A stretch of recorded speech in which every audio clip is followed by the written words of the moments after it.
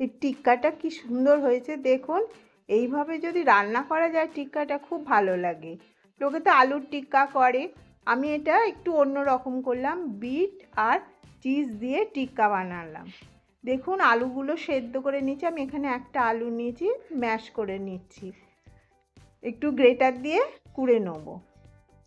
এইভাবে করলে খুব ভালো লাগে। আলুটা কুড়ে নিচ্ছি, করার পর বিটও সেদ্ধ করা আছে আমার, এখানে গাজরটাও সেদ্ধ করে নিচ্ছি। আমি দুটো গাজর নিয়েছি আর দুটো বিট নিয়েছি, বিটের সাইজগুলো ছোট ছিল বলে দুটো নিয়েছি।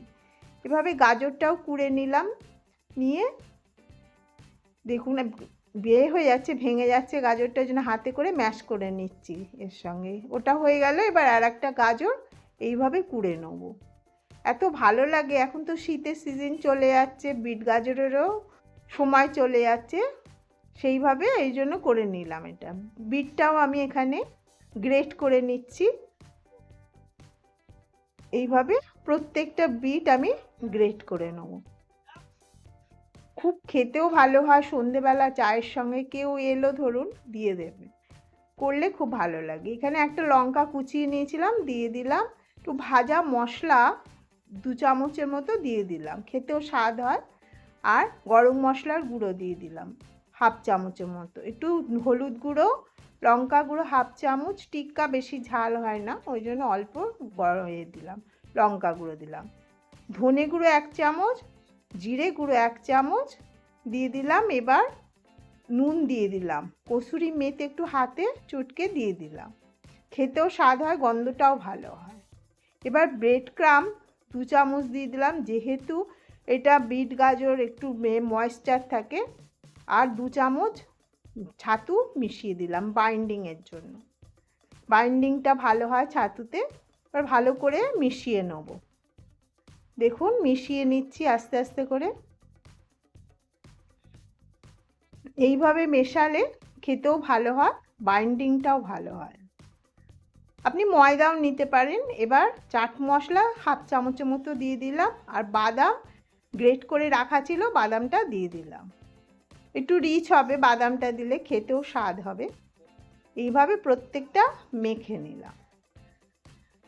এবার আমি ওখানে একটু চিজ গ্রেট করে রেখেছি, যেহেতু চিজ দেবো ভেতরে একটু পুর হিসাবে, এরকম গোল গোল করে লেচি করে নিলাম, নিয়ে ভালো করে মেখে নিলাম, নিয়ে একটু গোল পাকিয়ে এবার একটু সামান্য গর্ত করে নেব, নিয়ে এখানে চিজ দেবো, চিজের পুর দিয়ে দেবো ভেতরে, চিজ দিলে খেতেও ভালো হয়, টেস্টও খুব ভালো হয়।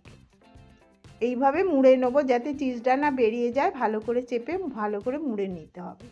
এবার হাতের সাহায্যে ভালো করে গোল করে চেপে চেপে গোল করে নিচ্ছি, নিয়ে এবার একটা শেপ দিয়ে দেবো যাতে ফেটে না যায়, ভালো করে চারধারটাকে চেপে চেপে করে দিয়ে দিতে হবে। এভাবে প্রত্যেকটা ধীরে ধীরে করতে হবে, করে নিলাম, অনেকগুলো হয়েছে এখানে। এবার ফ্রাইং প্যানে এটা শ্যালো ফ্রাই করব, আমি বেশি তেল দিয়ে ফ্রাই করব না, ফ্রাইং প্যানে সামান্য তেল দিয়ে একদম লো আঁচে এগুলো ভেজে নেব। একটু সময় নিয়ে ভাজতে হবে এগুলোকে, যাতে মুচমুচে দুধারটাও হয় আর ভেতরটা চিজের ভেতরটা গলে যায়, ভেতরটা নরম থাকবে, খেতেও দুর্দান্ত হয়। এইভাবে একটু সময় নিয়ে ভেজে নিলাম, একদম লো আঁচে এগুলো ভেজে নেব। দেখুন কত সুন্দর খেতে হয়েছে, দেখতেও হয় যত সুন্দর, খেতেও ভালো হয়। এইভাবে আমি প্রত্যেকটা ভেজে নিচ্ছি, সামান্য তেলে ভাজা, আপনারা ডিপ ফ্রাইও করতে পারেন, আমি শ্যালো ফ্রাই করেছি এখানে। ভালো করে তেলটা চারিদিকে দিয়ে দিচ্ছি যাতে সব দিকে ভাজাটা ভালো হয়।